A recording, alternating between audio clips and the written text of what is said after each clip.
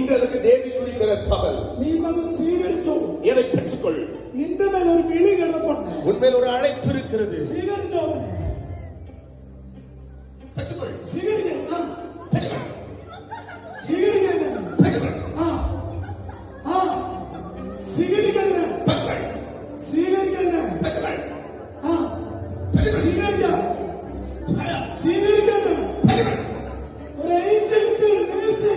தூதனுடைய ஊழியம். ദൂതന്മാർ എന്ന മകന്റെ വീട്ടിലേക്ക് എത്തുന്നു. വീട്ടിൽ ദൂതകൾ വരുகிறார். തായേ പിള്ളേ തലമുറകളെ പരിശുദ്ധാത്മാവ് ഇടപെടുന്നു.